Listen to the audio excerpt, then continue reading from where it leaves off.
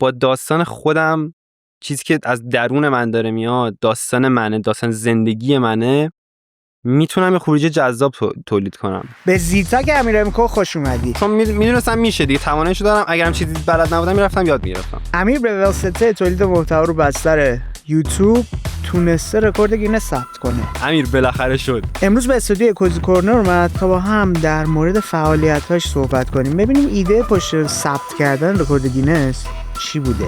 یه چیزی میسازم برای خودم که هر کی دید ریپوست کنه. چرا توی محتوایی که داره میسازه به جای اینکه ترندهای روز رو دنبال کنه، سمت چالش بره، سمت همکاری‌های مشترک با بقیه یوتیوبرها بره، تمام تمرکز خودش رو روی ایده گذاشته، روی قصه گفتن گذاشته. این دوپامین ارزون است دیگه. در مورد مسیر قصه گویی صحبت کردیم، در مورد پارامترایی که توی این قصه گویی توی ویدیوهاش داره استفاده میکنه. حق تو با کیفیت بودنه. در مورد این گپ زدیم که ببینیم نگاهش به آینده یوتیوب فارسی چیه، قصه رو چی میدونه. میگم آقا این اقیانوسه اونجا هست، خیلی عمیق‌تر از اینه. چه تصویری از آینده خودش به عنوان محتوا ساز داره. فقط خفن‌تر شد. در مورد کسایی که داره دنبال میکنه، ژانرهای مختلفی که تولید کننده‌های محتوا توی یوتیوب فارسی سمتش نرفتن. مسئولیتش با من هستا، ولی خود یوتیوب پاشو درست میکنه. در مورد تأثیر محتوا سازی بر روی مخاطب و اثری که مخاطب بر روی حرکت و مسیر حرفه‌ای محتوا ساز میذاره صحبت کرد. اون بچه 15 ساله که همه چی میدید شده 18 سالش همه چی نمیبینه. اگر فکر میکنید این موضوعات ممکنه براتون جذاب و جالب باشه، با من و امیرمکو همراه باشید. خیلی برام جذاب بود اینکه یه محصولی درست کنم که یه کسی میبینه واقعا کیف کنه.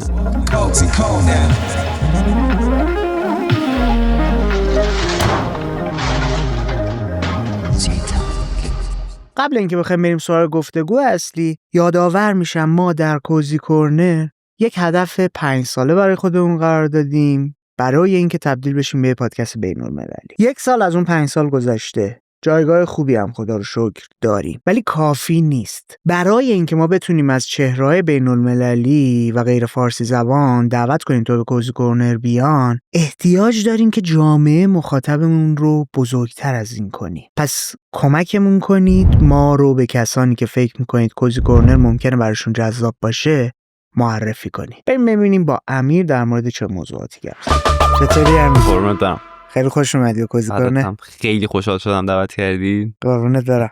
برای من نکته این بود با توجه به فعالیتی که داری انجام میدی، ویدیوهای قصه گویی که داری میسازی، بیای با هم بشینیم ببینم قصه پشتش چیه. برای اینکه کسایی که نمیدونن متوجه بشن باید اینو توضیح بدم. توی مجموعه 3 ویدیو داری که توی 2 سال و نیم آمادشون کردی و خیز برداشتی برای اینکه یک رکورد گینس رو ثبت کنی و از این اقدام 3 ویدیو تولید کنی و روی یوتیوب بذاری. قبل از هر چیزی به من بگو چرا اصلا اومدی سمت محتوا سازی و تولید محتوا و بعد اینکه چرا اصلا روی یوتیوب؟ من فکر کنم دم 18 سالگیم بود. بعد دوست داشتم یه کاری شروع کنم. کار سیستمی اینم خیلی دوست داشتم. بعد اون موقع اصلا می‌خواستم برم سمت پرودیوسر شدن و بیت ساختن، اینا سمتش هم رفتم واقعا. یعنی رفتم یه انگولک کردم، ولی اون ویژنش خوب نبود دیگه. یعنی خیلی معلوم نبود که آیندهش چیه. همون موقع هم بود. 18 سالگی چه سالیه؟ سال 98. آره دقیقاً قبل کووید. یه 6 ماه، یه سال قبل کووید. آره اونجوری شد. بعد کم کم داشتم موقع یوتیوب میدم، یوتیوب فارسی هم میدم. من مستقیم اومدم یوتیوب فارسی. اصلا اینجوری نبود که بگم از بچه‌ها آخه هستن دیگه میگن از 10 سالگی من دارم یوتیوب میدم اینا. از 18 یوتیوب فارسی دیدم. بعد اون موقع منشنم باید بکنم دیگه. آریو کوکسر رو مثلا میا ویدیو میذاشتن، خیلی ترکونده بودن. اینجوری بودن که آره ما ویدیو میسازیم درآمد داره. من اینم بگم خیلی از بچه‌ها اینجوریان که مثلا ما از صفر دوست داشتیم ویدیو بسازیم، مثلا چیزی پول برام مهم نیست. نه واقعا بر من چیز بود، این بود که دوست داشتم یه کاری کنم که پول در بیارم. اون موقع دیدم این ویژن داره، قشنگ درسته. چرا محتوا؟ میتونستی 1000 تا کار دیگه هم انجام بدی باهاش پول در بیاری. اون موقع اینو دوست داشتم انجام بدم. خیلی آخه یوتیوبر بودم، خیلی تسی فان. زده بودی؟ نه کاری کرده بودی؟ هیچی نه، گوشی داشتم فقط. خب نشستم یه ویدیو، اون موقع هم دیگه افتادم رو دورش دیگه، مثلا ویدیوی پروداکشن و اینا میدیدم، ستاپ نور چجوری بچینیم و آره اینا خیلی داشت بهم خوش میگذشت. مثلا داشتم با گوشیم تست می‌کردم دیگه، یه صاف فاکس درست کرده بودم، خیلی حال میداد. تو بعد خودت همه کارو انجام میدادی؟ جذاب بود برات؟ آره بود، DIY آره دیگه. می‌اومدی نه مثلا؟ دیدم دارم یه خروجی میبینم، یعنی دیدم آره یه خروجی میبینم که مثلا 5 دقیقه دارم سرگرم میشم باش، مثلا اون خروجی که دارم میبینم. آها، خود خروجی ویدیو ندیده نهایی آره منظور. آره دیگه آره خود ویدیو خیلی خفن بود، مو داره حال میده. حالا ایمپرشنش هم عجیب غریب نبود موقع، خیلی برای 2020 کار دیگه ای از این جنس که چیزی خلق کنی تو هیچی. کودکی نوجوانی؟ نه اصلا کریتیویتی صاف فهیدی آره تو ویدیو مستقیم ساختن. آره. ولی میگم اصلا اومدم تو داستان خیلی خوش گذشت، یعنی اون ستاپ و اینا رو دیدم که میشه چید و بعدش رفتم تو ادیت و پست پروداکشن و اینا، دیدم چقدر داره حال میده. آخه کار سیستمی دوست داشتم واقعا. بعد دیدم اینم کار سیستمی اینجوریه، منظور چیه؟ یکم یه پای جوری کامپیوتر اونطوری منظورته؟ آره تا اینا که آیتی انجام میدن یه مرموزی خاصی داشت، میگم که منم دوستم یه کاری بکنم با این سیستمه. ببین تو یه ویژگی بارزی که داره ویدیوهات، خیلی قصه رو داری خوب تعریف میکنی. این از کجا داره میاد؟ علت این که تو انقدر قصه گوی بصری خوبی شدی، ترانزیشن ها درسته، استفاده از موزیک درسته، پیکای داستانی که درست میکنی چه میدونم میبری، آره میبرم اوج و فرودا، همه چی سر جاشه، دقیقه. من دنبال این بودم که ببینم توی بچگی توی نوجوانی داشتی چی کار میکردی که الان توی 21-22 سالگی خروجیش این شده. آره. نه بک‌گراند عجیب غریبی نه، مثلا خب چه سر همین فن فیلم و اینا هم نبودم. پس چی؟ من ذاتیه هویی؟ نه من الان میخوام بگم، من 20 شروع کردم یوتیوبو، طبق هر کسی که یوتیوبر میشه ریاکشن میساختم، ولاگ میگرفتم، هر کاری که بهم خوش بگذره، یعنی چون ویدیو هم موقع نداشتم واقعا، مثلا 60 تا دونه بود، مثلا دیگه گفتم 60 تا داره میخوره فرق نمیکنه، همین هر کاری دلت میخواد انجام بده، هر چیزی که دوست داشتم. اومد جلوتر، کووید شد، فکر کنم آخرای 2021 بود، من کرونا گرفتم. بعد اون مدتی که من کرونا گرفتم صفر نشستم یوتیوب خارجی دیدم، لوگان پال دیدم و چه میدونم بچهای استوری تلینگ اون موقع رو. بعد دیدم که او اینا دارن چیکار میکنن. تازه اون موقع تا اون موقع من فقط یوتیوب فارسی میدم، یعنی رفرنس ها ویدیومو نکنید همش یوتیوب فارسی. بعد بذار برای اینکه مخاطبم یادآوری بشه براش، اون دوران اکثر ویدیوها پشت سیستم جلوی کامپیوتر یا ریاکشن بود یا ترای نات تو لف بود، دقیقاً یا ویدیوهای مشترک بود دقیقاً با رفیقا جمع می‌شدیم حالا یه چیز بگیریم و اینا. همین هیچ ژانر دیگه ای توی رفرنسی هم هیچی نبود. آره. ولی اون یه هفته‌ای که من کرونا گرفتم، چون هیچ کار نمیتونستم بکنم، یعنی تو اتاقم بودم، خانواده‌ام موقع کرونا نداشتن، فقط تو اتاقم بودم، بیکار نشستم فقط لوگان پال دیدم. اون موقع یکی از بچه‌ام بود، اینم باید منشن کنم، پایه یکی از یوتیوبرایی بود که نترکید متاسفانه. یعنی 2020 شروع کرد، واقعا انقدر کارش جلوتر از زمان خودش بود. من تامی کریز رو دیده بودم، تامی کریز کم یوتیوبری که خیلی ادیت میکنه، خیلی سنگین، و من موقع مثلا دیده بودمش، من اینجوری بودم که اوکی این یوتیوب خارجیه، این یوتیوب ایرانیه. اون خارجی که اصلا نمیشه رسید بهش، اصلا اون جایگاهش جداست، اون یه بک‌گراند دیگه داره، تجهیزات داره، امیر اصلا این یعنی من دیدم این داره انجام میده اونو، دیدم کپی تمیز، افکتا درست اینا. اون یه جرقه زد واقعا به من که امیر یعنی میشه مثلا خارجیارم مثلا رسید بهش، مثلا اونقدر دور نیست شده دیگه، این پسر داره انجام میده. واقعا موقعا ترکونده بود، پای یه سال اینا فعالیت کرد، تو یه سالم ترکوند واقعا. خیلی از بچه‌ها آشنا شدن اینا، ولی درگیر مهاجرت شد، الان فکر کنم آلمان و محتوا الان درست حسابی نمیسازه. من خیلی ناراحتم ازش، خیلی آیدل منه دیگه واقعا. استارت این که امیر یه مسیری اینور هست که میشه رسید، یعنی آقا این یوتیوب خارجیه چرا که نه.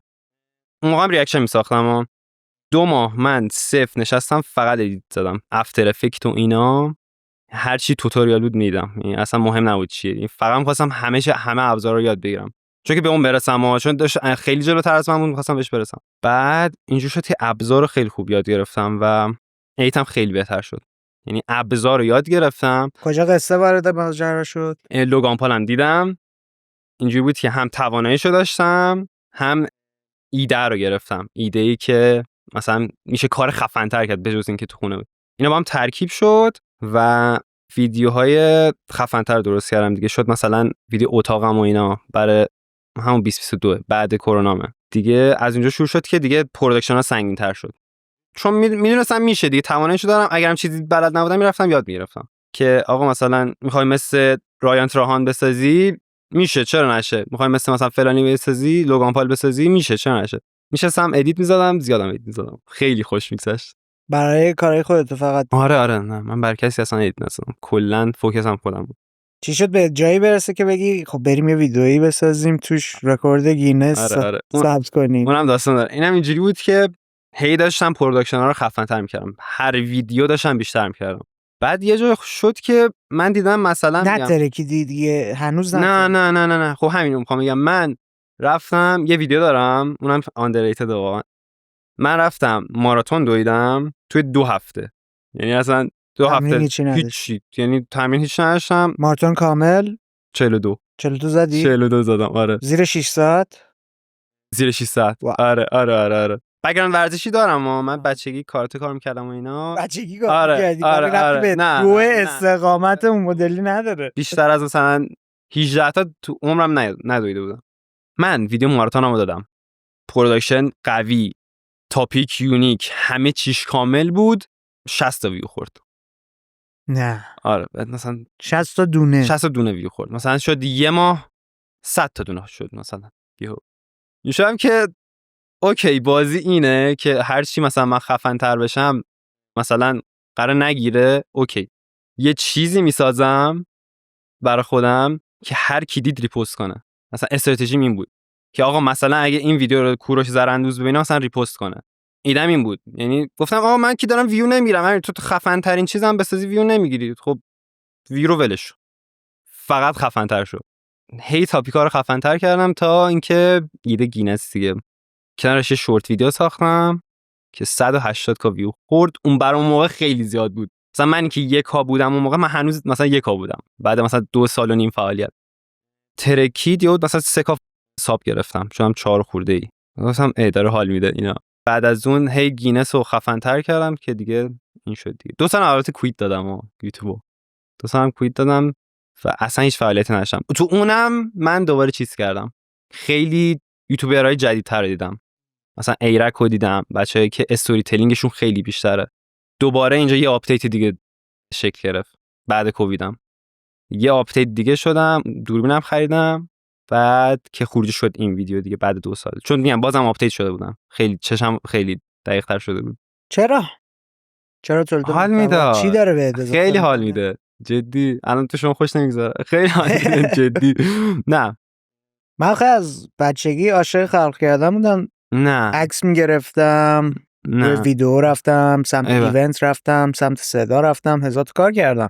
بر من جالبه بدونم تو به عنوان کسی که اولین اثر انگشتی که از خودت روی دنیای محتوا داشتی، محتوا ساختن برای یوتیوب بوده، چه چیزی رو تجربه کردی که هنوز بعد از 5 سال داری ادامهش میدی؟ آخه واقعا دنیای ویدیو، من سمت سینما هم واقعا دوست دارم برم. دنیای یوتیوب ویدیو انقدر بازه، اینش خیلی بهم حال میده.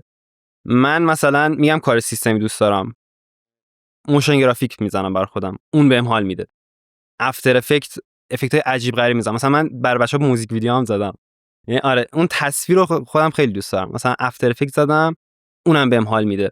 تو آهنگام خیلی روی موزیک فوکس میکنم، اون بهم حال میده. اینکه مثلا چه موزیکی کجا استفاده کنی، همه اینا با هم پروداکشن رو خیلی برام جذاب میکنه. فقط هم تو یوتیوب مثلا فرآیند کاری چه مدلیه؟ میشینی سناریو رو کامل در میاری، موزیکایی که میخوای استفاده کنی و لیست میکنی، چون ترانزیشنات خیلی دقیقه. آره اون هم تاپیک جالبیه. من کلا مثلا تو این ویدیو آخری دیده باشین خیلی واقعا پرودیوسری جلو میرم. یعنی مثلا ساوند میشینم، یه ایده راجع به ویدیو دارم که آقا مثلا تاپیک گینسه، یه سری داستانم داره. امیر گذشته تیم بوده دیگه.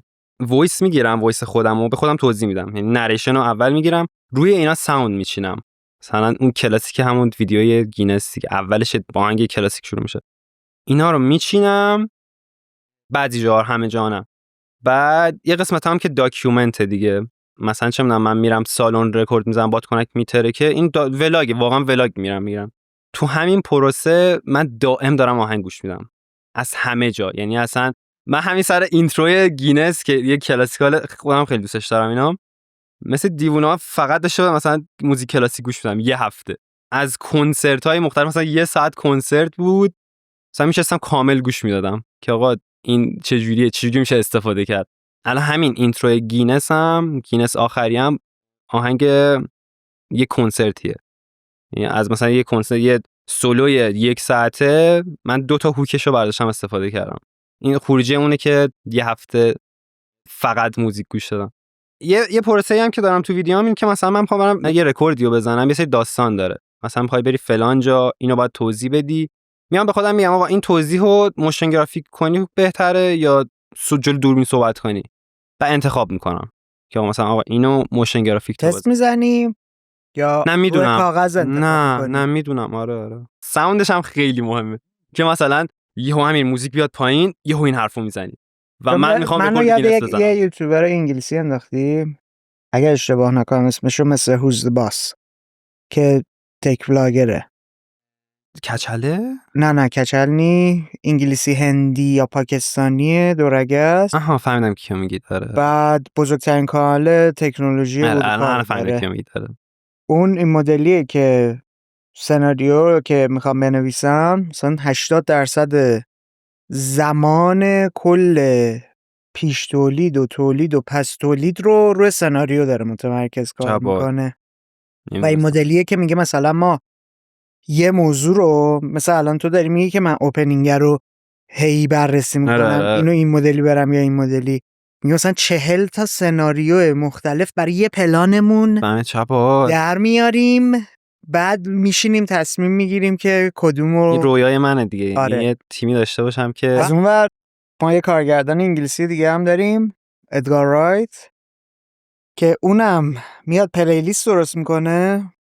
آیپاد کلاسیک داره، نمیدونم آیپاد کلاسیک رو دیدی یا نه. مربعا یا انقدر بعد یه چه میدونم دکمه چرخونی یه داره. خیلی قدیمیه، برای مثلا دهه 2000 و اوایل 2010 و ایناست.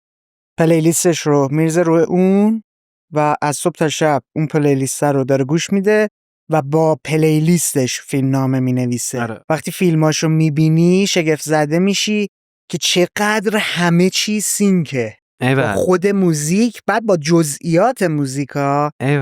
یعنی مثلا داره کیک درام میاد، بعد ما به ازای تصویری رو تو داری میبینی با هر نه حتی کاتم نمیخوره. یه اتفاقی داره میفته. یه اکتی مثلا بازیگر داره. متد منه. من اینو باید ببینم. آره ادگار رایت تو همه فیلماشو بشین ببین. آره همین متد آخه خیلی جالب بود، چون اصلا آدم عجیب غریبیه. از فیلم دوم به بعدش یه شخصیتی نشون میده و جزئیات دقیق، قصه گویی فوق العاده، جنس قصه گویی بصریش هم مدلیه که فکر کنم خیلی حال کنی. خیلی علاقه پیدا میکنم قطعا بهش. آره حتما میبینم.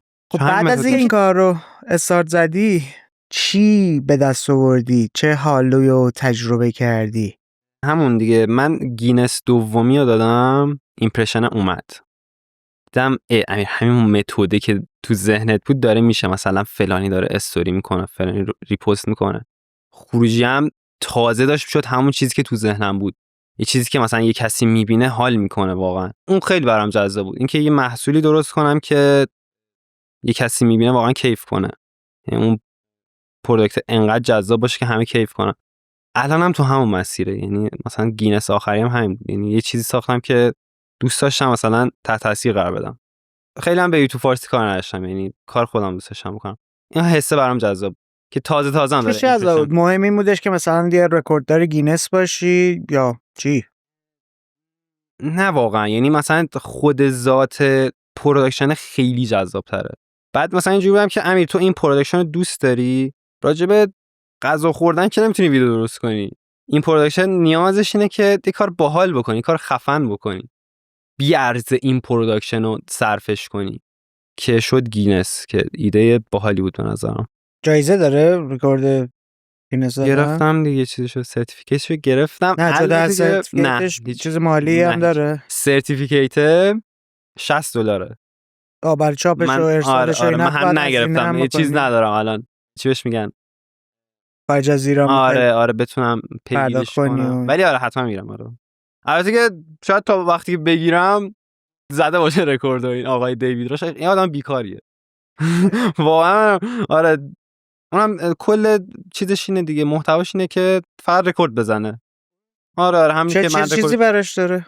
همین که اونم بیشترین- کانتنت داره. آره فاز کانتنت. آره خیلی جالب شد. این آره جالب شد. سراغ جالبی هم هست، یعنی مسیر آره خیلی میتونی همش رکورد بزنی دیگه. آره داره میزنه، احتمالاً کسایی بزنه. که دارن میبینن و میشنون بدونین که امیر چه رکوردی و شیکونده. امیر رکورد نگه داشتن 3 تا بادکنک همزمان روی هوا برای مدت زمانی بیش از 2 ساعت رو آره 2 تا 6 دقیقه. آره داره. الان اوضاع یوتیوب چجوریه؟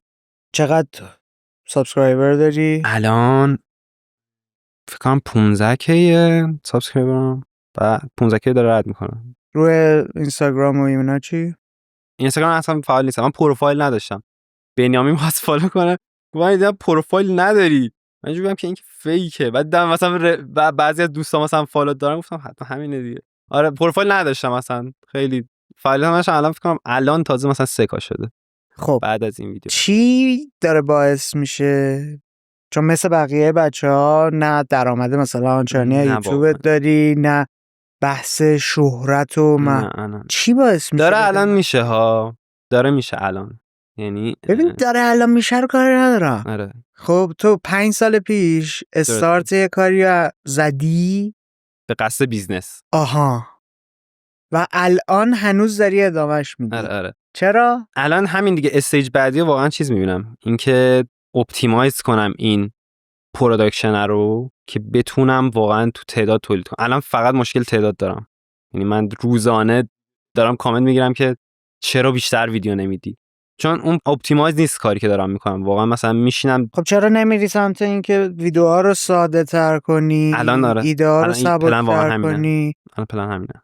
چه میدونم با این همه بچهای تولید کننده محتوا ارتباط داری، بری سمت این که حتی مثل اونا هم همکاری هم چالش. میدونی منظورم چیه دیگه؟ چرا هنوز این قصه گو بودنه برات مهمه، اهمیت داره؟ میتونم با داستان خودم، چیزی که از درون من داره میاد، داستان منه، داستان زندگی منه، میتونم یه خروجی جذاب تولید کنم. نیازی نیست که مثلا من کلاب عجیب غریب بزنم یا تاپیک بدی انتخاب کنم. حالا تاپیک بد منظورم اینه که تاپیکی که صرفا مثلا تاپیک علاقه‌ای بهش نداری. آره آفرین دقیقاً. یعنی دوستم چیزی که واقعا زندگی من، علاقه شخصی من رو تولید کنم. سر همین خیلی نمیرم سمت کلاب، مگر اینکه مثلا رفیقم باشه، مثلا تو دایره افراد من باشه، وگرنه مثلا کلاب صرفا این که تو مثلا انقدر ویو داری من با تو کار کنم انقدر ویو میره بالا، اینو اصلا جا نمیگیره تو اون دایره. ببین برای من جالب کلا دیگه، چون با اکثر بچه‌ها که دارم صحبت میکنم نگاه بیزنسیه، ویو براشون اهمیت داره، تعداد دنبال کننده و سابسکرایبر رو برای منم مهمه. هم ولی اصلا رفتار تو خروجیت یه جور دیگه داره نشون میده. برای همین برای من اپتیمایزیست فقط. آره یعنی که اینه که این دوتا دلیلش اینه تعادل نداره دیگه. استارتش واقعا چیز بود، بیزنس بود. یعنی اینکه من 18 سالم هیچ کار نمی‌کنم، درآمد ندارم، بریم توی کار که درآمد داشته باشیم. ولی اون وسط گفتم اون پروداکشن منو چیز کرد دیگه، خیلی کشوند، خیلی علاقه نسبت بهش پیدا کردم. دیدم واقعا داره حال میده. اینکه یه نریشنی دارم میذارم حال میده، داره اون ستی که میشنم داره حال میده. من تو دنیای موازی اگه یوتیوب فارسی خیلی جلوتر بود احتمالاً میشدم مثلا ایده پرداز و مثلا کارگردان یوتیوبرها قطعا، یعنی کسی نبودم که جلو دوربین باشم. ولی یوتیوب فارسی اونقدر الان جلو نیست که من یه مثلا پسر رو داریم اتفاقا روی یوتیوب انگلیسی آره که پامیشه از شهر خودشون میاد نیویورک، بعد شروع میکنه با کلی از این یوتیوبرهای کل تو میگی خیلی معروف همکاری کردم به عنوان ویدیوگرافر. کل کیران اسمش. اسمشو الان یادم آره. نمیاد. یه یه پسر جوونه. آره بعد یه عروسک داره. آفرین. آره. تو همونه؟ ویدیو چیزم بود، همون اسپاگتی دیجیتال اسپاگتی هم بود آخریش. آفرین. آره. تو اونم دنیا موازی من اونم. احتمالاً آره. اونم برای خودش هیچ وقت کار نمی‌کرده. اول نه. شروع میکنه برای یوتیوبرها. برای کیسی ویدیوگرافی میکرد. الان برای کلی واکاسا داره ویدیوگرافی میکنه. بچه‌ها اونور دیگه کلا. خیلی جالبه. تو دنیا موازی من اونم. میگه که آره تو دنیا موازی اونم، ولی پس خلق کردنه بازیه خیلی باحاله. الان خیلی حال میده. آره. من ویدیوام کلا واقعا دنبال چی همین الان از این خلق کردنه؟ میگم ایده نهایی چیزه، ایده نهایی بیزنس هست در نهایت. خب باشه، ولی مسیر باید خیلی ببین بیشتر داره یه چیزهایی داری به دست میاری که تو رو داره هول میده، با اینکه درآمد نداره، توجه نداره، توجه داره، تازه داره. اوکی. تازه داره میاد. ولی تو میگم 4-5 سال حالا آن اند آف داشتی این کار رو ادامه میدادی. هر دفعه اینو میگم امیلی اینجوری که داداش این ماراتونه، دو سرعت نیست. آره مثلا بخواید سریع بهش برسید. واقعا ما هم راه سخت‌تر انتخاب کردیم دیگه. راهی که من میتونستم همون تو سال اول تن بدم مثلا به ریاکشن زرد مثلا، ولی خوشحالم که نشد. این ممکن بود واقعا من هم اون آدم بشم، یعنی اون آدمی که کلاب میکنه، اون آدمی که محتوای زرد درست میکنه، فقط ویو براش مهمه. ولی این به تعویق افتادنه که دیرتر رسیدم باعث شد که ببینم چیزای جذابتری هم هست. پروداکشن خیلی جذابتره، ویدیوگرافی خیلی جذابتره. چیزایی که برای تو تولید ویدیو مسئله است بهم بگو.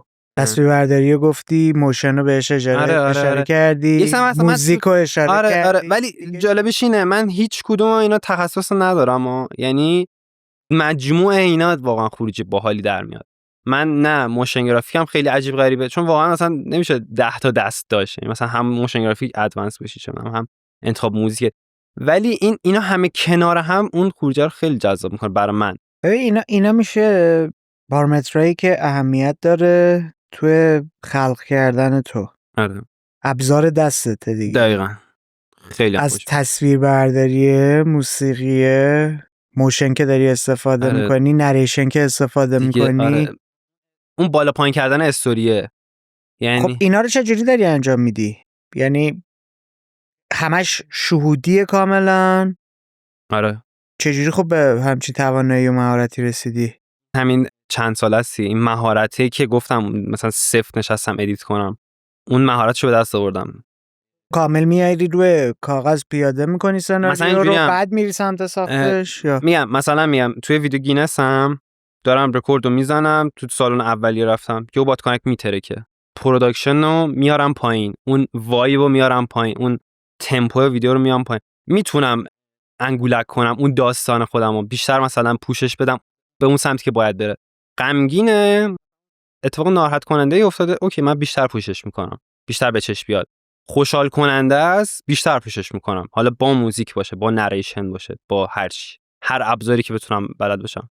اینکه داستان تو خطی و غیر خطی تعریف کنی چی؟ چون بعضی موقع میبینم که تایملاین رو تغییر میدی، از ته داستان میاری اول داستان.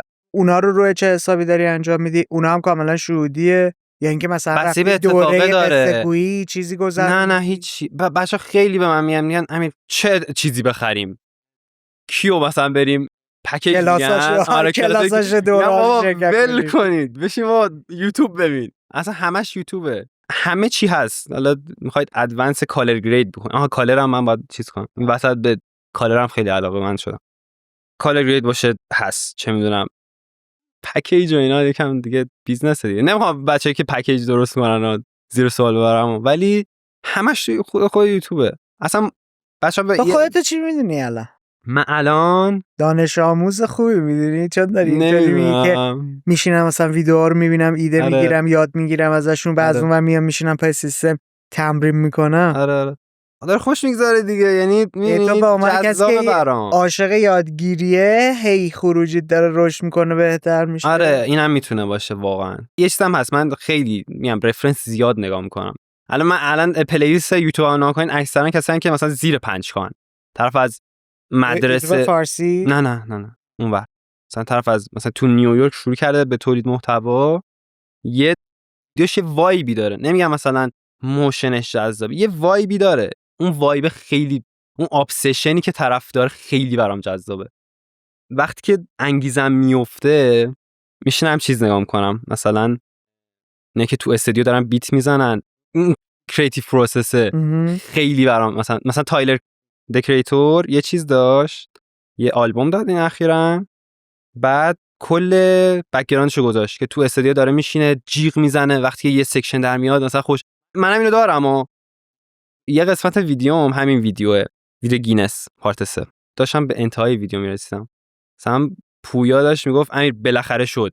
من واقعا تو ادیت گریه کردم اون قسمتو، چون احساس کردم واقعا تو چشه من پشت کامپیوتر داره میگه که امیر 2 سال که اصلا گینس جدا، تو 2 ماه هم رو پروداکشنی، امیر بالاخره شد. حالا الان این مدلی گفتی، تیمبالندم وقتی اومده بود روی یوتیوب کلی ویدیوهایی در مورد کریتیو پروسسش گذاشته بود که چجوری تو استودیو دارن ایده پردازی میکنن. تو چند تا از مثلا قسمتایی هم که گذاشته بود جاستین تیمبرلیک هم میاد با هم مثلا کلی صحبت میکنن، اونم میتونه برای جذاب باشه. آره هستن بچه‌ها پرودیوسرها، آره هر کسی کانیه وست هست، یا حتی یه سریال برای نتفلیکس، سریال مستند به اسم ابسترکت، برای چیزی نه گروه که نه که میاد تو هر اپیزودش میره سراغ یک آدم خلاق خیلی معروف عجیب غریب و در مورد خودش و فرآیند خلاقش و اینا. خیلی تا سیزنش اومده، خیلی دیدنیه. یه فیلم یا سریال هم اومده بود که فکر کنم چیز کردن، بیتلز یه سری این سشناشونو گذاشته بودن که چجوری یه موزیک واقعا جذابه برام. جا آخه منم واقعا از در دیوار سکشن درست کنم، سکشنای ویدیو مثلا آهنگ میشنوم و اینجوریام که امیر مثلا اینو یه تون تون توضیح بدید، نریشن تون تون باشه خیلی روش میشینه، یا مثلا اینو امیر مثلا نریشن رو کش بدید خیلی میشینه. اینجوری نیستم که مثلا یه داستان دارم یه موزیک زیرش حرف بزنیم، نه یه ایده میخوام واقعا براش، حالا ایده موزیک باشه، ایده موشن باشه، اکثرا هم از موزیک. آینده کار خودت تو چجوری میبینی؟ یوتیوبرم قطعا. خب وضعیت چجوریه؟ وضعیت خوبه، تیم دارم. مثلا میگم اون کانیه وستیه که مثلا بچه خلاق کنارشن، یه بچه کانیه وست تو تیمم دارم که آره این پروسه رو سریعتر میکنم. من واقعا خروجیامو دوست دارم، فقط سریعتر بیاد که بتونم یوتیوبر بشم. الان واقعا خودت نمیدونی هنوز؟ الان نه دیگه، سالی 2 تا ویدیو 2024 من 2 تا ویدیو دادم. یوتیوبر نمیشه واقعا، یعنی انگار که مثلا، ولی چون یه بک‌گراندی دارم که مثلا ریاکشن ساختم میتونم یوتیوبر بشم. پرسپکتیو خفنه وقتی که من تو نیومدی مسیر جاری رو دنبال کنی، نه. تمام تمرکزت رو گذاشتی روی خودت. سر تلنگره بودا، چون ویو نخورد، تلنگر خوردم دیگه. دیدم وقتی که تو این پلتفرم من نمیتونم اینجوری فعالیت کنم، پس خفن‌تر. یه چیزم هستا، من میگم بیزنس، من یه پشتوانم این بود که امیر تو هر چه خودتو خفن کنی، احیانا اگه یوتیوب نشد تو میتونی موزیک ویدیو کار کنی، تو میتونی فیلم میکینگ بری، تو ادورتایز بری. چرا نرفتی تا حالا؟ یوتیوب برام جذاب تره. خب اونها رو میتونستی تست بزنی که تولید کنی بذاری روی یوتیوب. نه تولید کنی بذاری روی یوتیوب.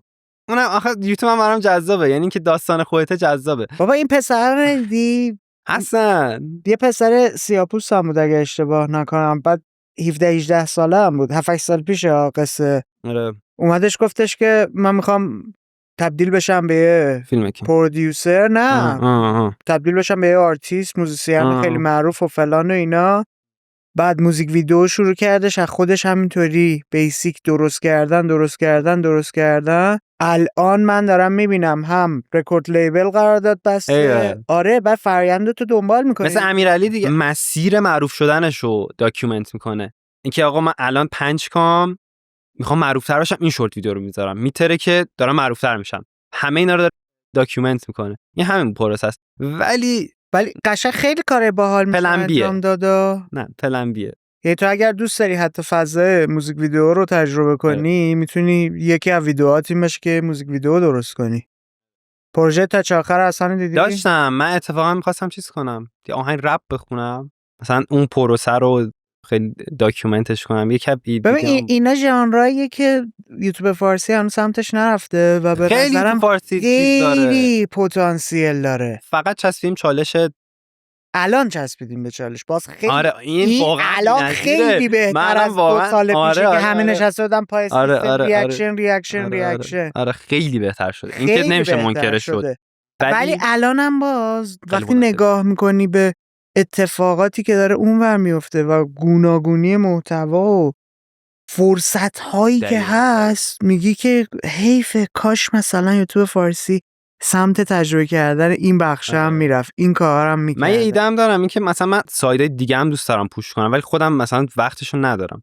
شاید تو آینده مثلا اینجوری بشه که بتونم سرمایه گذاری کنم روی بچه‌هایی که یه سایدیو پوش کنن چون خیلی پتانسیل من هرس میخورم مثلا میگم آقا این ساید چه میدونم ساینس مثلا نداریم مثلا یوتیوب فارسی پسر یوتیوبره که از ناسا و متا و اینا اومده بیرون کانال یوتیوبش رو صفر چسبیده میدونی کیو میگم کارهای علمی عجیب غریب میکرد مارک روبر خب دیگه واقعا الان اونو نداریم چرا من ناراحتم واقعا طرف دکترا داره بعد تو بهترین موقعیت شغلی دنیا داشته کار میکرده یوتیوب دوست داره تا جایی که میدونم چیزم هست واقعا بیزنس داره آره بیزنس و اینا هم داره مشاوره و اینا میده ولی استودیوش ایده چقدر خلاق و عجیب غریبه و چقدر بی‌نظیر علمیه. آره خیلی باحاله. اونم فکر کنم علاقه شخصیشه یوتیوب یعنی مثل من اینجوری که الان شما میگید مثلا چرا نه من فکر نمی‌کنم صرفا فقط علاقه شخصیش باشه چون خیلی جدی دنبال داره میکنه و ویدیوهایی هم که میسازه بیگ پروداکشن هزینه زیاد درآمد زیاد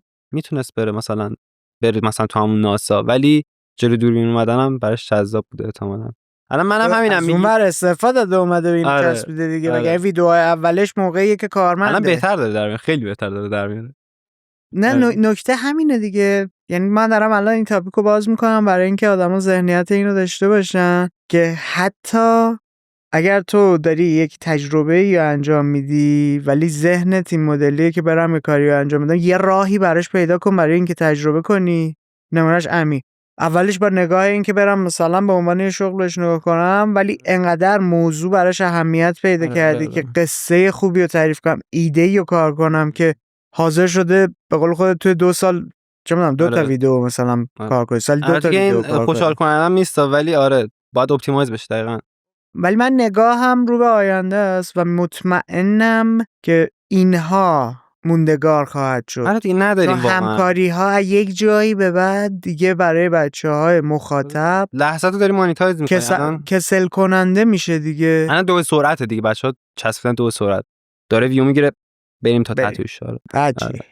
آیا ایده‌ای داریم؟ آیا می‌خوایم به بزرگترش فکر کنیم؟ منطقی هم هستا. من الان میگم تو این واقعا درآمدی که داره یوتیوب میده من خودم دارم میگم من میتونستم تو اون پوزیشن باشم مثلا بچه که الان دارم اون تایپی تولید محتوا میکنن ولی عقب افتادنه باعث شد که مثلا من به پروداکشن علاقه‌مند شم. ولی آره پتانسیل خیلی داره یوتیوب هنوز کلا فاز کانتنت دیگه. حتی تو اوکی به قول خودت من به عنوان تولید کننده محتوا روی کانال خودم به موفقیت نرسیدم.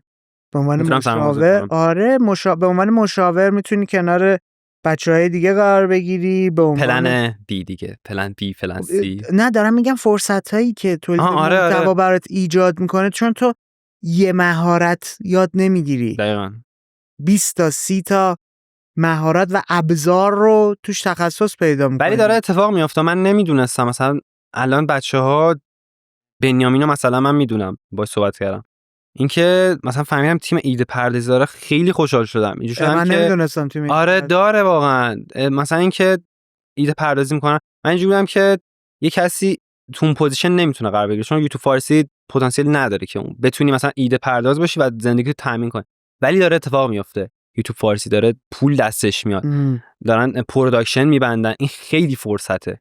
اینکه بچهای کوچیک‌تر هم میتونن مثلا تو تیم ایده ببین رابطه مستقیم داره دیگه. حرفه‌ای شدن یک کار با میزان درآمد و اقتصادش رابطه مستقیم داره. وقتی تو داری چه می‌دونم پول خوبی در میاری ازش و میتونی به عنوان تیمو جمع می‌کنی بعد از اون ور نگاه حرفه‌ای بشه تیم نویسنده ها اضافه می‌کنی برای پس تولیدت مثلا کلی کارهای عجیب غریب انجام میدی تو فاز پیش تولیدت یه سری کارا میتونی بری تجربه کنی. از این حالت تک نفره، تولید محتوای تک نفره آره خارج میشی. من خیلی امیدوارم به فضای کانتنت، اصلا خیلی پتانسیلات توش هست و به زودی هم اتفاق میفته. یعنی من الان میگم مثلا ویو جدید فقط دارن محتوا میسازن، واقعا دارن پوش میکنن. یعنی میگم این تزریق، این پولی که داره میاد توی کامیونیتی واقعا اتفاق خوبی رقم میزنه.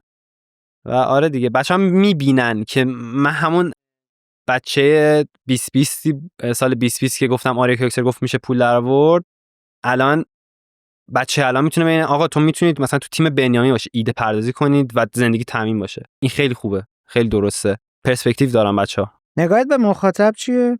فکر می‌کنی مخاطب چرا داره کانتنت ها رو دنبال میکنه؟ دنبال چیه اصلا؟ سرگرم بشه فقط.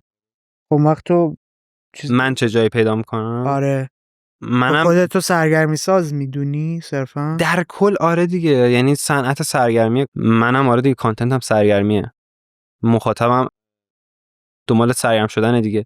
حالا الان کنار سرگرم کردنش دوست نداری کار دیگه هم انجام بدی؟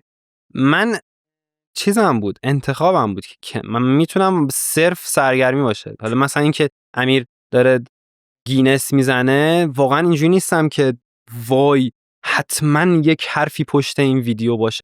اصلا در کل واقعا داریم سرگرمی تولید میکنیم. ببین مثلا رانتران که اسمش هم آوردی، سرگرمیه. آره سرگرمی هست ولی برای خودش هم کلی تجربه عجیب غریبه. آره داره کیف میکنه، منم دارم آره کیف میکنم. خب همین یعنی دیگه، که یعنی الان رکورد گینس دارم حال داده. آره خب بعد مثلا چه میدونم اون سفر رفته بود توی یه هتل عجیب غریب توی ژاپن، نمیدونم دیدی اون ویدیوشو یا دیدم. نه؟ آره تو آب میره. آره ببین جذاب. یه تجربه خیلی عجیب غریبه دیگه. خیلی عجیب غریبه. رضا پیشرو گفت چه مثلا من رپرم، خیلی داره بهم حال میده. اینم یوتیوبره، یعنی یوتیوبر بودن خیلی حال میده. یعنی اینکه مثلا این فرصت رو داری که زندگی تو جذاب کنی، همونو جذابیت رو داکیومنت کنی، پول در بیاری. از این بهتر داریم. منم آره یعنی همینه، یعنی اینکه تو این مسیر دارم قرار میگیرم باعث میشه که مثلا تفریحاتم بهتر باشه، یعنی سطح کیفی زندگیم بالاتر بره. حالا میتونی به ایده ها هم فکر کنی، مخاطبم یه چیز جدیدی براش اضافه بشه. آره خب من خودم مخاطب قصه گوی خوبی هستی، من خودم مخاطب یوتیوب فارسی هم میبینم که مثلا استوری تلینگ نداریم، میگم آقا این افتاده اینجا، این خیلی کانسپت عالیه، یعنی چرا اینا نمیبینم؟ بعد خودم تولید میکنم، خودم هم دنبال چیزی هم که ببینم توی مثلا یه کس تایپ من بود، من خوشحال میشدم واقعا. وقتی نیست مجبورم خودم تولید کنم. علاقم بینه. آینده یوتیوب فارسی رو چجوری میبینی امیر؟ خیلی خوب میشه. عجب بابت. چیزی که اتفاق داره میفته اینه که ما مثلا میگم یه 3 سال عقب‌تر از یوتیوب اونوریم. یوتیوب اونور هی داره حالا دیگه نه اینو دارم در نظر میگم. مثلا من استوری تلینگ سال 2020 خیلی ترند شد. 2022 قبول ندارم اینا. میدونم منظورتون چیه ولی خب نه واسه این نیست که عیناً اون کوالیتی، شبه اون کوالیتی 2 سال عقبیم. یعنی آره مثلا میگم 2022 خیلی استوری تلینگ باب شد. من سال 2024 یه خروجی خوب دادم تو اون کانسپت. ببین یه چیزی که برای من موجود داره، عقب موندن خود مخاطبم هست. آخه نیست دیگه، محتوا نیست. خب مخاطب میتونه محتوای غیر فارسی هم ببینه که ذهنش بازتر بشه، تجربه کنه، سلیقه‌اش روش پیدا کنه. آخه همون ببین دوپامین ارزون است دیگه. یعنی من دنبال این نیستم که دوپامین با کیفیت سخته، یعنی هر کسی نمیره سمتش. وقتی یه محتوایی داره میبینید روزانه است، دوپامین هم داره میده، دوپامین ارزونیه، محتوای فارسی میگیره مخاطب. یعنی اینجوری نیست که دغدغه من باشه. اکثرا آخه بچه‌ن، اینجوری نیست که من 20 ساله هر چیزی الان نگاه نمی‌کنم، من 25 ساله هر چیزی رو نگاه نمی‌کنم. ولی اون عمده مخاطب یوتیوب فارسی که 15 سالشه 17 سالشه خیلی اهمیت نمیده. خب باید اهمیت بده دیگه. خب یعنی باید اهمیت بده دیگه. ما باید مثلا کمک کنیم دیگه. الان به عنوان کسی که چه میدونم میزبان پادکستیه، من شروع کردم با بچه‌ها نشستن گپ زدن که مخاطب اونها هم آره نگاه کنه ببینه حق تو با کیفیت بودنه. آره اصلا من اینطوری نمیگم که بچه‌ها هم یه لحظه فکر کنن که محتوایی که داره تولید میشه بی کیفیته. نه نیست واقعا. آره ماجرا اینه که ما الان نشستیم لب یه اقیانوسی که چیزی که داریم تجربه میکنیم 3 متر جلوترمونه، ولی این اقیانوس مثلا 2000 کیلومتر اون ورتر هم داره، جلوترم میتونی توش پیش بری و این حیفه دیگه، چون مخاطب تأثیر داره توی سلیقه محتواساز، همونطور که محتواساز تأثیر داره توی رشد سلیقه مخاطب. یعنی یه چرخه است که باید به هم کمک کنیم دیگه. چرا الان چیزهای مختلف، ژانرهای مختلف توی یوتیوب فارسی هی داره میاد؟ یک زمانی فقط کانتنت مثلا گیمه داشت جواب میداد، اومد پایین، کسایی که محتوای گیم میساختن متوجه شدن باید سمت محتوای سرگرمی هم برن، رفتن یه ترند ریاکشن اومد. آره رفتن رو ریاکشن، بعد نمیدونم چت با غریبه ها اومد. بعد ولاگ اومد. بعد چالش اومد. بعد برنامه سازی اضافه شد. این ترند الانه واقعا. آره این مدلیه که مخاطب داره کانتنت کریئتور رو هول میده که سلیقه‌اش رو بالاتر ببره، محتوا رو عوض کنه. مثال کاره اسکیت کمدی هامینا رو نمیدونم دیده بودی یا نه، 3 سال 4 سال پیش اینا شروع کردن. آره من فن حامی بودم. من بگم من شروع کردم یوتیوبو، حامی هم مثلا 2 ماه قبل من شروع کرد، بعد حامی یهو ترکید. بعد این مسیر خیلی برام جذاب بود که آقا یکی صفر شدیدی، الان که مثلا معروف شده آره مثلا چیز داشت، اتاق وحشت، یه همچین تایتلی بود. آره داشتن اینا، وحشت بود. آره خانه وحشت بود. آره یه آره اسکیتور بود، خیلی باحال بود. آره واقعا همین. بعد تو فکر کن اینا رو مثلا چون سر زمان خودش انجام نداد، بازخورد نگرفت، الان شده مثلا، ولی الان مثلا کانتنت که 2 سال پیش داشت تولید میکرد، الان یوتیوب فارسی روش داره. یه چیزم هست الان مثلا ویوی که مثلا الان گرفته، فکر کنم بیشتر به خاطر کلاوت بچه‌هاست. یعنی کانسپت خیلی جذابه، ولی باز این چیزی که میگید مخاطب هنوز متوجه نیست، ارزشمون رو نمیدونه. من میبینم، حال میکنم، کیف میکنم، میدونم داره حامی چیکار میکنه.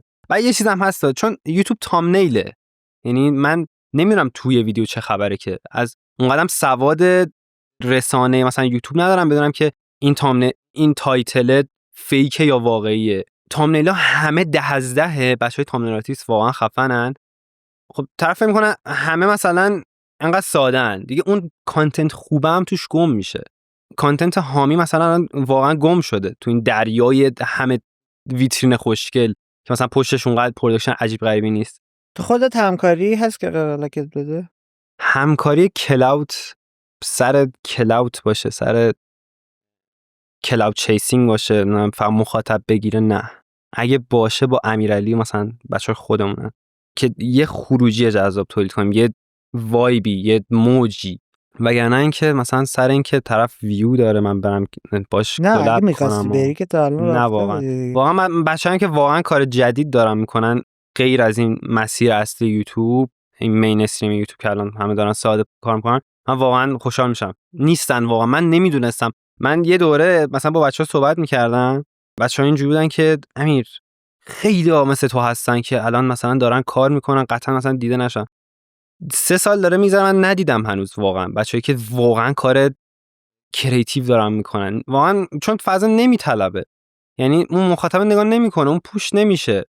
حالا من یه فرصتی داشتم، خانواده چاقون ازش کردنم که برو کار کن، مثلا 2 سال تونستم اکسپریمنت کنم چون دانشجو بودی قاعدتا. آره دقیقاً. وگرنه منم اگه عجیب غریبی ندارم که اگه درس تموم شده بود، اسم دانشجو برداشته شده بود، به موقع هم این شده. یعنی گینس و دوپامین موقعی ترکید که من دانشجوم داره تمام میشه. یعنی خانواده یکم خیالش راحت شد دیگه. مثلا میگم فلان جان شناختن دیگه، آفرین، خوشحال شده. مثلا اون چیزا رو دیده، اون پرسپکتیوی که این میتونه یه کاری کنه رو دیده. من امیدوارم که کانتنت کریئتورایی که دارن این برنامه رو میبینن، میشنون، ایده بگیرن، ذهنشون بازتر بشه، برن ببینن، تجربه کنن. چون تولید محتوا یه بازی عجیب غریبیه، انقدر زمان و تمرکز از تو میگیره، تو دیگه نمیرسی به دیدن و شنیدن و دنبال کردن. من تازه فهمیدم و اگر خودت رو به روز نگه نداری، نه. اصلا یه چیز جالبی بگم، این فقط بحث تولید محتوا نیستا. کسی آره. که کار خلاقه میخواد انجام بده اگر خودش رو به روز نگه نداره فکر میشه. ولی الان متاسفانه یوتیوب فارسی انقدر رقابت توش نیست. این مسئولیت منه ها، یعنی منی که دارم یه اقیانوسه رو هست که دیدم دارم به بچه‌ها میگم آقا این اقیانوسه اونجا هست، خیلی عمیق‌تر از این. این مسئولیت منه واقعا که انقدر این سایتی که دارم رو اکسپوز کنم، انقدر بیشتر محتوا بسازم که مخاطب بفهمه که میشه خفن‌تر شد. من اینم یه چیزم تازه فهمیدم، بچهای یوتیوب فارسی همین چیزی که میگید که یوتیوب خارجی نمیبینن اصلا. من با بچه‌ها صحبت می‌کنم اصلا یوتیوب خارجی نمیبینن. یعنی کسایی که یوتیوب خارجی رو سفت و سخت دارن دنبال میکنن وقتی میشینی باشون حرف میزنی نه تنها فرق میکنن، اون تفاوت رو تو توی تولیداتشون هم داری میبینی. آره قشنگ معلومه واقعا. یعنی مثلا بنیامین آره واقعا بنیامین مثال خوبیه، جدی. یا اکیپ ویردو دقیقاً.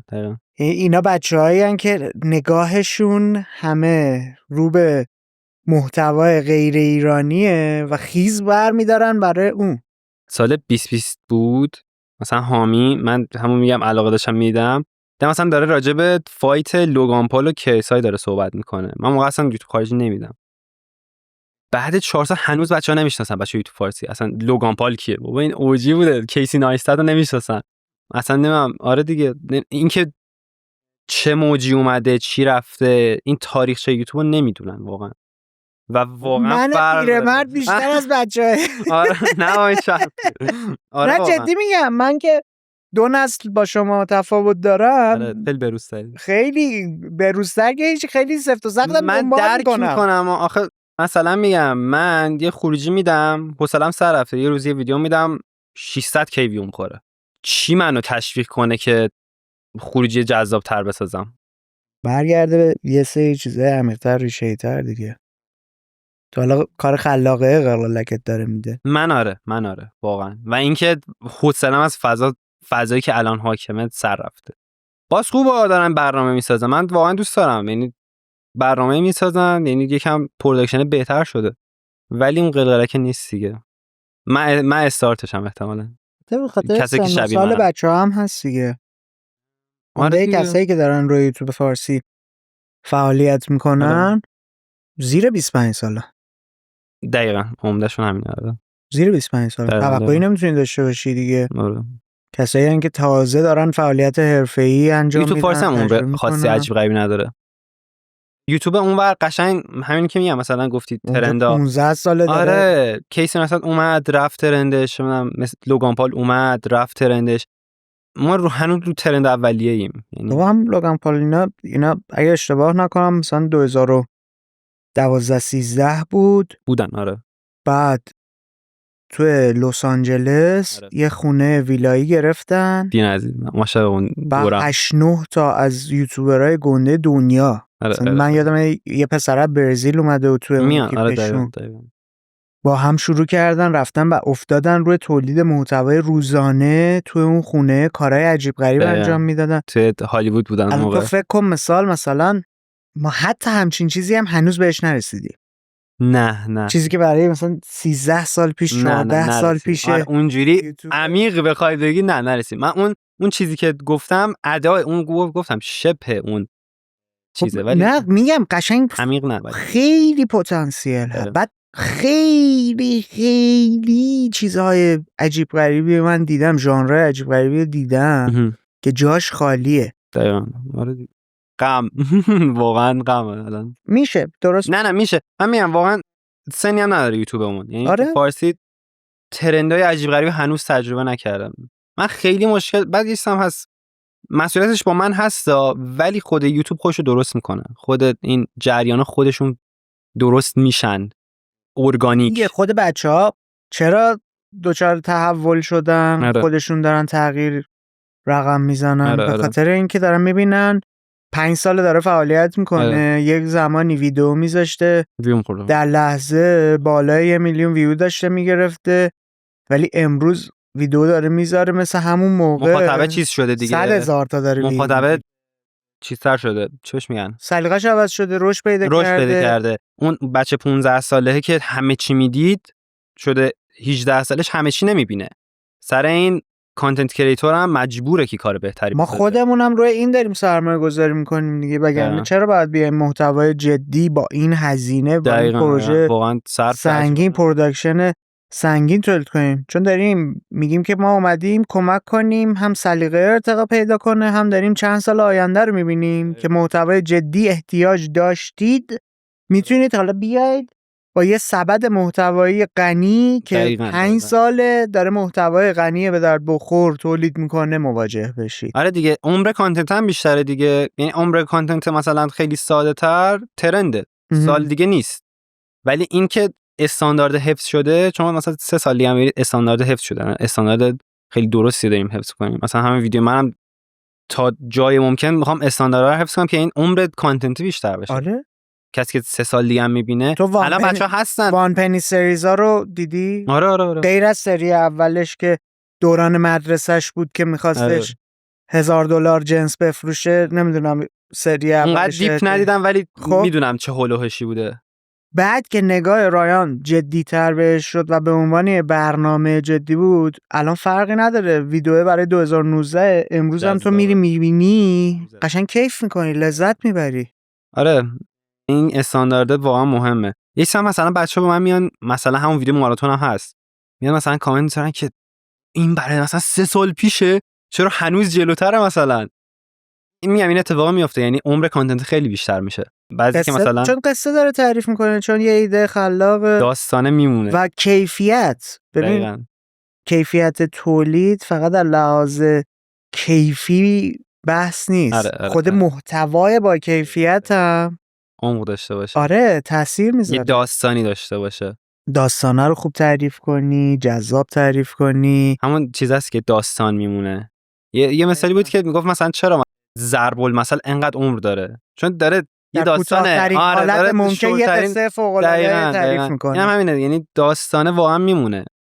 فلان بازیکن ایران جلو استرالیا مثلا این گل زده، همیشه میمونه، اون داستانش هست. آره گره میخوره در تاریخچه اون ملت و فرهنگ و مردم. هیچ کاری داریم نمی‌کنیم، هیچ عمقی داریم، هیچ لحظه‌ای رو رقم نمیزنیم، عمر کانتنت هم واقعا کمه دیگه. واقعا بریم سم جنبندی. بریم.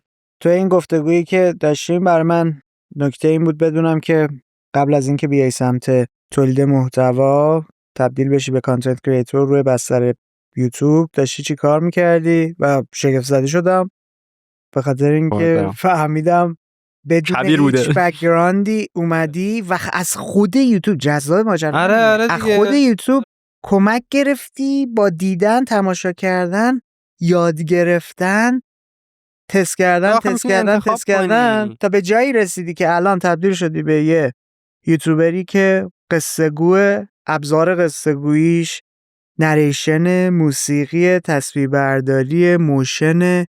چیزی که برات اهمیت داره اینه که ایده های خلاقی رو کار کنی که صرفاً داره از لحاظ روحی و روانی ارضات میکنه. دقیقاً. و اصلا مسئله برات این نیست که حتما پولساز باشه، نه. حتما بازدید فلان داشته باشه، سرعت نمیدونم بازگشت سرمایه سریع داشته باشه. دقیقاً. یک نگاه جدی داری برای آینده. امروز تو 21-22 سالگی داری آزمون خطایی رو پس میدی و به قول معروف ماهیچه خلاقیت خودت رو رشد میدی.